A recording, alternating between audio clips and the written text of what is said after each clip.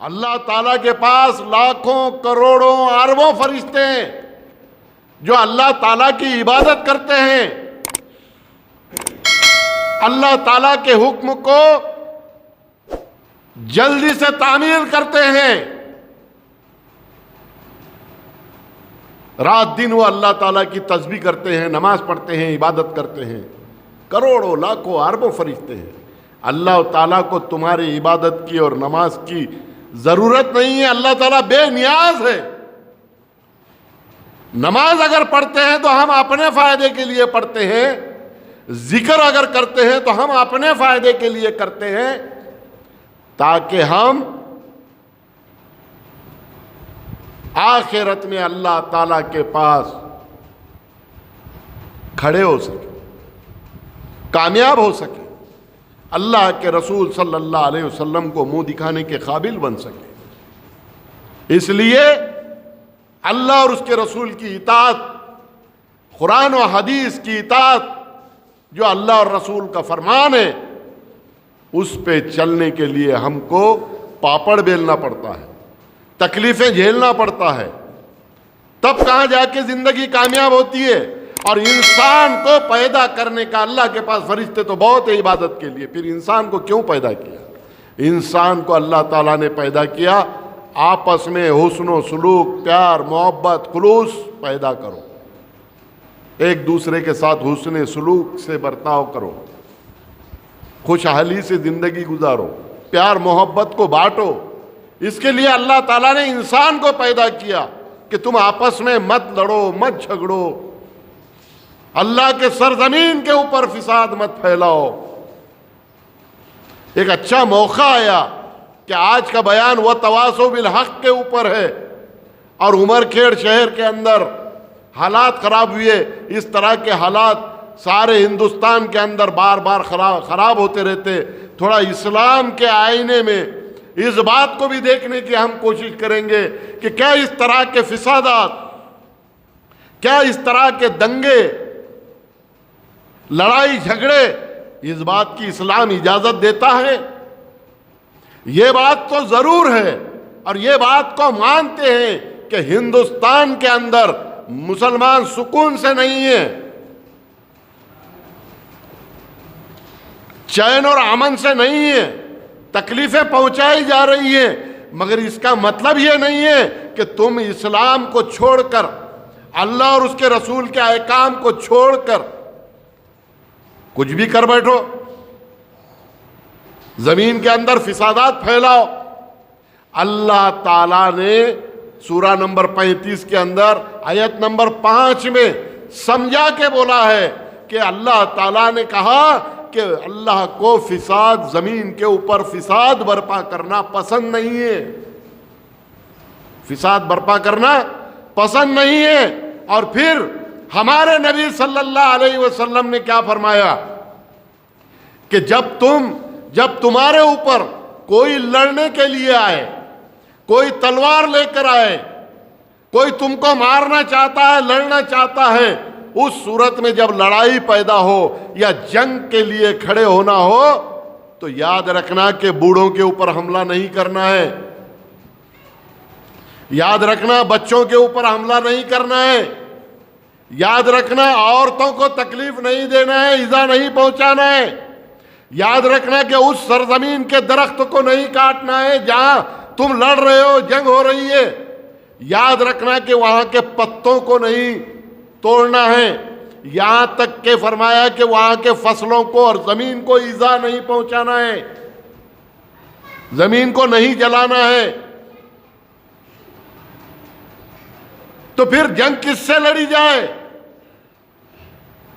بوڑھوں کو نہیں مارنا ہے، بچوں کو نہیں مارنا ہے، عورتوں کو نہیں مارنا ہے، اور فرمایا کہ جو اپنے گھروں کے سامنے بیٹھے ہیں سکون سے ان کو نہیں مارنا ہے، جو اپنے گھروں کے اندر ہے ان کے ساتھ نہیں لڑنا ہے، جو راستے سے جا رہے ہیں ان کو نہیں لڑنا ہے۔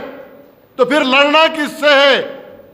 نبی کریم صلی اللہ علیہ وسلم نے فرمایا لڑنا کسی سے نہیں ہے، ڈیفینس کرنا ہے، ڈیفینس کرنا ہے، سیلف ڈیفینس، اپنی حفاظت کرنا ہے۔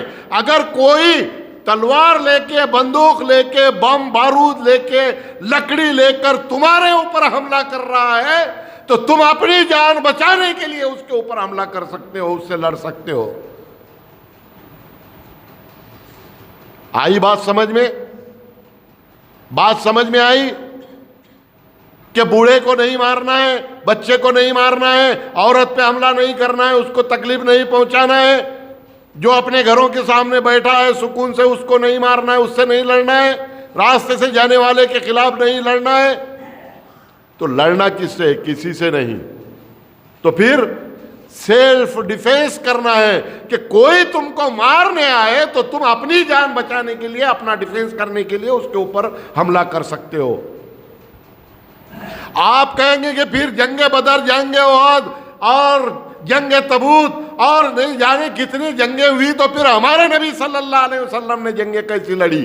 تو میں آپ کو آج وہ خلاصہ کرنا چاہتا ہوں، میں آپ کے سامنے حق بات رکھنا چاہتا ہوں۔ وَتَوَاصَوْا بِالْحَقِّ، حق کے اوپر قائم رہنا ہے، وہی مسلمان ہو سکتا ہے۔ تو میں حق کی بات بتانا چاہتا ہوں کہ نبی کریم صلی اللہ علیہ وسلم کو جب زیادہ تکلیف دینے لگے، زیادہ پریشان کرنے لگے، نبی کریم صلی اللہ علیہ وسلم کے صحابہ اکرام کو تکلیف دینے لگے، اللہ کا حکم ہوا اور مکے سے مدینہ ہجرت کر گئے تاکہ مدینے کے اندر سکون سے رہے، نہ کوئی لڑائی جھگڑا کرے، نہ کوئی کسی کے اوپر تہمت لگائے، نہ کوئی الزام لگائے، نہ کوئی کسی کو ایذا پہنچائے۔ تو کیا کرے؟ مدینے کے اندر مدینے والوں نے بلائے اور سارا مدینہ ہمارے نبی صلی اللہ علیہ وسلم کے ساتھ ہو گیا، جان نثار کرنے لگا۔ نبی کریم صلی اللہ علیہ وسلم مدینے میں سکون سے رہنے لگے اور اپنے مذہب اسلام کا کام، دعوت کا کام کرنے لگے۔ تو کیا ہوا؟ مکہ والے تیاری کر کے نبی کریم صلی اللہ علیہ وسلم کے اوپر حملہ کرنے کے لیے آئے۔ خبر ملی کہ مکہ والے مدینہ کے اوپر حملہ کرنے والے ہیں، نبی کریم صلی اللہ علیہ وسلم کو اور محمد الرسول اللہ صلی اللہ علیہ وسلم کے صحابہ اکرام کو مٹانے کی سازش بنا رہے ہیں۔ تب کہاں جا کے جنگ بدر ہوئی؟ نبی کریم صلی اللہ علیہ وسلم کے مدینے پہ مکہ والے آئے۔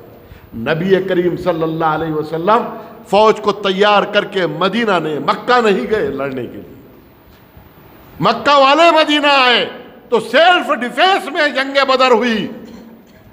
اس کے بعد پھر مکہ والے تیاری کر کے واپس حملہ کرنے کے لیے آئے۔ تو جنگ احد ہوئی، سیلف ڈیفینس کے لیے جنگ احد ہوئی۔ نبی کریم صلی اللہ علیہ وسلم خود تیاری کر کے مکہ کے اوپر حملہ کرنے نہیں گئے۔ جنگ بدر بھی سیلف ڈیفینس میں ہوئی، جنگ احد بھی سیلف ڈیفینس میں ہوئی۔ آپ کو معلوم ہے مکہ والے جب حملہ کرنے آئے، وہ چاہے جنگ بدر ہو یا جنگ احد ہو، مکہ والوں کے پاس، مکے کے کافروں کے پاس حضور پاک صلی اللہ علیہ وسلم کے خلاف لڑائی لڑنے والے مکہ والوں کے پاس ایک سے ایک تیر، تلوار، کمان، ڈھال، لڑنے کے سارے ہتھیار تھے۔ اور تاریخ اٹھا کے دیکھ لو، محمد الرسول اللہ صلی اللہ علیہ وسلم اور ان کے صحابہ اکرام 313 کیا تھا؟ کسی کے تلوار کی ہتھیار کی نوک ٹوٹی ہوئی ہے، کسی کے ہتھیار سے سبزی بھی نہیں کاٹی جا سکتی، تو کسی کے پاس ہتھیار ہی نہیں ہے، بہت سو کے پاس ہتھیار نہیں ہے، تو کھجوروں کے پھوک لے لیے، اور ادھر اونٹ ہے، ہاتھی ہے، لڑنے کے ساز و سامان ہے، سارے ہتھیار ہیں، اور اس طرح سے سارے ساز و سامان کے غرور میں لڑنے کے لیے آئے۔ رات بھر گانے چل رہے ہیں، رات بھر شعر شاعریاں ہو رہے ہیں، کافروں کی فوج میں جو مسلمانوں کی اور حضور پاک صلی اللہ علیہ وسلم اور ان کے ساتھیوں کی مذاق اڑانے والے کلمات تھے۔ اور ادھر ہمارے نبی صلی اللہ علیہ وسلم 313 فوج کو لے کے ٹوٹے ہوئے تلوار، ٹوٹے ہوئے کمان، کوئی ہتھیار نہیں، فوج رکی ہوئی ہے، صبح میں لڑائی ہونے والی ہے۔ صحابہ اکرام نے پوچھا کہ ادھر یا رسول اللہ 1000 لوگ سارے ہتھیاروں سے لیس ہے اور ہم 313 ہے، اب کیا ہوگا؟ ہمارے نبی صلی اللہ علیہ وسلم نماز میں مشغول ہے،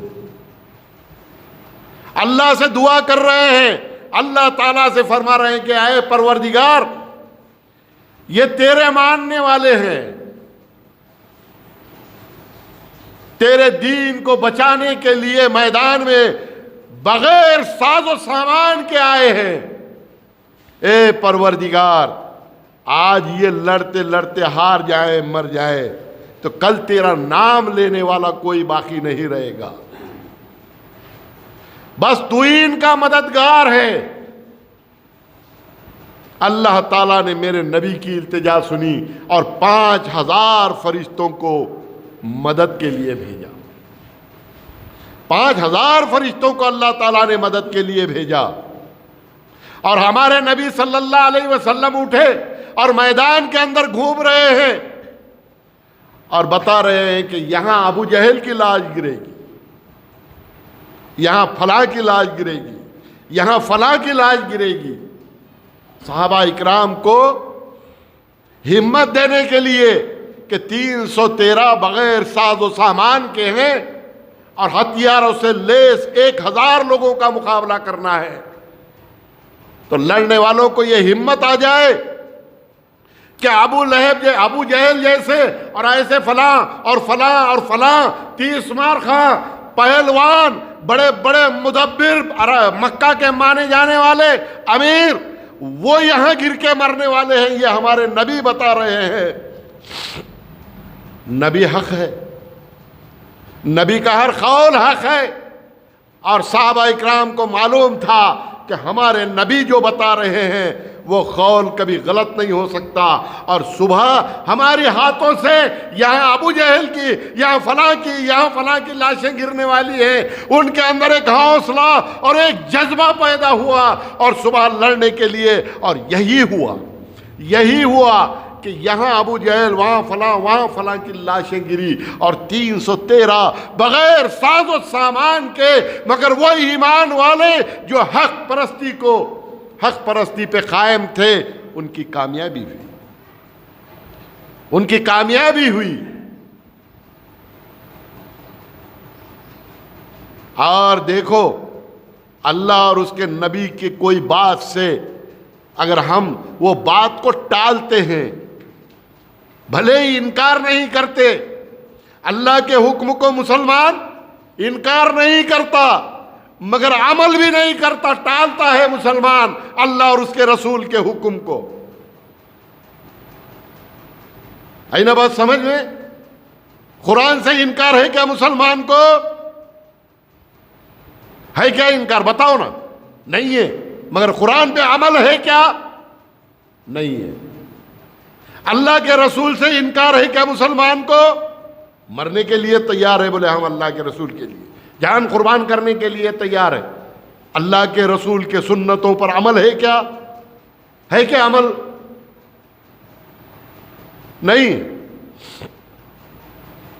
میرے دوستو، اگر کوئی یہ بولے کہ قرآن کی وہ 36 آیتیں بدل دو، کوئی بولے کہ قرآن کو بدل دو، کوئی بولے یہ بدل دو، یہ بات تو الگ ہے کہ اللہ تعالیٰ نے اِنَّا نَحْنُ نَزَّلْنَا الذِّكْرَ وَإِنَّا لَهُ لَحَافِظُونَ، اللہ تعالیٰ نے خود قرآن پاک کی حفاظت کی ذمہ داری لیا ہے، اس لیے دنیا کا کوئی 30 مار خاں قرآن پاک کے ایک زیر کو زبر نہیں کر سکتا۔ لیکن اگر کوئی قرآن کو بدلنے کی بات کرتا ہے تو ہمارے تن بدن میں آگ لگ جاتی ہے، کیونکہ ہم قرآن کو ماننے والے ہیں، ہم کو غصہ آتا ہے، ہم لڑائی جھگڑے کے لیے نکلنے کے لیے تیار ہیں۔ کیوں؟ اس لیے کہ بولے وہ قرآن کا گستاخ ہے۔ کسی نے رسول صلی اللہ علیہ وسلم کے خلاف کچھ بول دیا ہم لڑنے کے لیے نکلتے، اس لیے کہ بولے وہ رسول کا گستاخ ہے۔ کسی نے اللہ تعالیٰ کے خلاف کچھ بول دیا، ہم لڑنے کے لیے نکلتے ہیں اس لیے کہ وہ اللہ کا گستاخ ہے، اس نے اللہ کے رسول کے اور قرآن کے خلاف، اسلام کے خلاف گستاخی کی، اس لیے ہم لڑنے اور مرنے کے لیے نکل رہے ہیں۔ لیکن اللہ کے رسول کی کوئی بات کو نہیں مانتے، یہ گستاخی نہیں ہے؟ قرآن پاک کی کوئی آیت پہ عمل نہیں کرتے، یہ گستاخی نہیں ہے؟ اللہ کے کوئی حکم کو نہیں مانتے، یہ گستاخی نہیں ہے؟ اسلام مسلمانی کا دعویٰ کرتے ہیں، عمل اسلام کا ایک بھی نہیں ہے، صحابہ اکرام والا عمل نہیں ہے، اولیاء اکرام والا عمل ہمارے اندر نہیں ہے، کیا یہ گستاخی نہیں ہے؟ تو وہ گستاخ کو یہ گستاخی کرنے والے مارنے نکلتے ہیں۔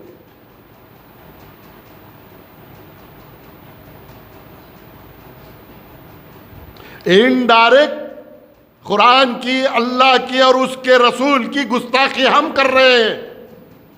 ہم نہ قرآن کو مانتے، قرآن کو مانتے ہیں عمل نہیں کرتے، رسول کو مانتے ہیں محبت کرتے ہیں لیکن ان کے حکم کو نہیں مانتے، اللہ کو مانتے ہیں اللہ کے حکم کو نہیں مانتے۔ ہماری زندگیوں سے نماز غائب، ہماری زندگیوں سے زکوٰۃ غائب، ہماری زندگیوں سے حج غائب، ہمارے زندگیوں سے صدقہ غائب، ہمارے زندگیوں سے فطرہ غائب، ہمارے زندگیوں سے روزہ غائب، ہمارے زندگیوں سے نبی کی ہر سنت غائب، کوئی چیز کے اوپر عمل نہیں ہے، کوئی چیز کے اوپر عمل نہیں ہے۔ اتنے گستاخیاں ہمارے اندر بھر گئی ہیں، اور ہم انڈائریکٹ گستاخ ڈائریکٹ گستاخی کرنے والوں کے اوپر حملہ کرنے جا رہے ہیں۔ بولے ہمارے نبی کے اوپر، ہمارے رسول اور ہمارے قرآن کی آیتوں پر اور قرآن پر گستاخی کی، اس لیے ہم گستاخ رسول کو نہیں چھوڑیں گے۔ تو ہم نے اپنے گریبان میں جھانکنے کی ضرورت ہے کہ ہمارے اندر کتنے گستاخیاں ہیں، ہمارے اندر کتنے برائیاں ہیں، ہمارے اندر جھانکنے کی ضرورت ہے۔ میں بتا رہا تھا جنگ احد کا ایک واقعہ بتانا چاہتا ہوں آپ کو۔ نبی کریم صلی اللہ علیہ وسلم نے 50 نوجوان صحابہ کرام کا دستہ جنگ احد کے پہاڑی کے اوپر ایک جگہ پہ تعینات کر دیے۔ یہ ہے اسی جنگ احد کی پہاڑی ہے جناب، اور یہ پہاڑی چاروں طرف سے، ادھر سے ایک راستہ ہے، یہ راستے سے مکے کی فوج آنے والی ہے، یہ پہاڑی ہے، یہ پہاڑی کے دامن میں ایک ایسا سا کھچکا ہے جہاں سے چڑھ کے ادھر آنا آسان ہے۔ تو ہمارے نبی نے فرمایا کہ اس پہاڑی کے اوپر، اس کھچکے کے اوپر 50 لوگ رکیں گے، بس ان کے لیے ایک راستہ ہے، اس راستے سے مکہ کی فوج آئے گی، اور جب آئے گی تو یہاں ہم لڑیں گے، اور یہ 50 لوگ اوپر سے تیر برسائیں گے۔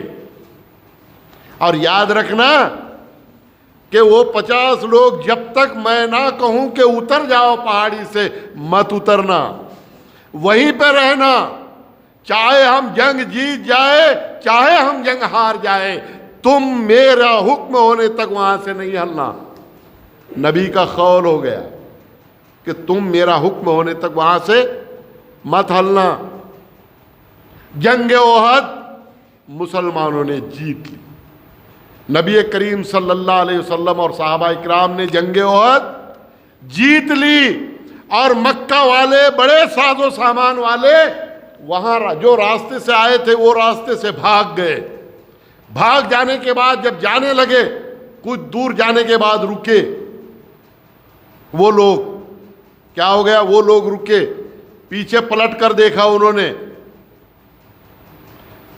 پہاڑ پہ جو نبی کے حکم سے 50 کا دستہ بیٹھا تھا، بات کو سنو اور سمجھو، وہ دستے میں سے بہت سارے لوگوں نے کہا کہ چلو اپنے لوگوں نے جنگ جیت لی ہے، اب نیچے اپنے لوگ مال غنیمت جمع کر رہے ہیں۔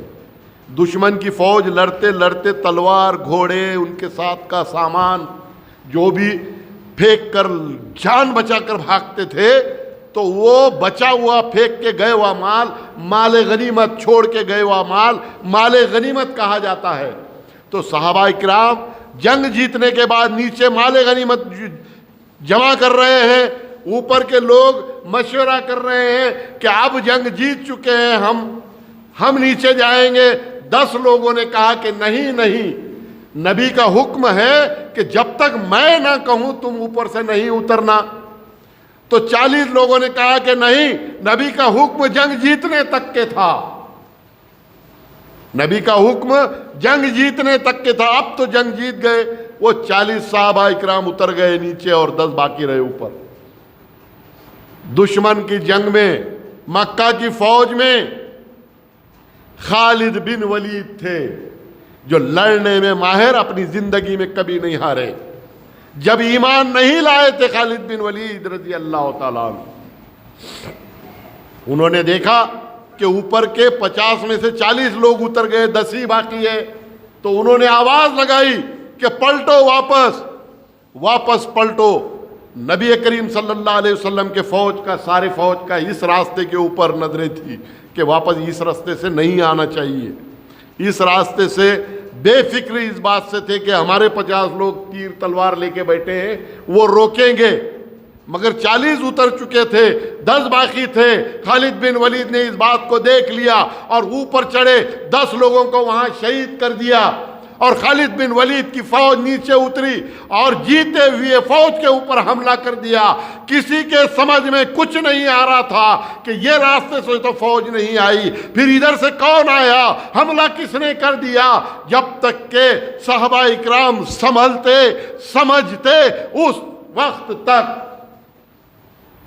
بڑے بڑے صحابہ اکرام، امیر حمزہ اور حضرت حنظلہ جیسے بڑے بڑے صحابہ اکرام جان گنوا بیٹھے، شہید ہو چکے تھے۔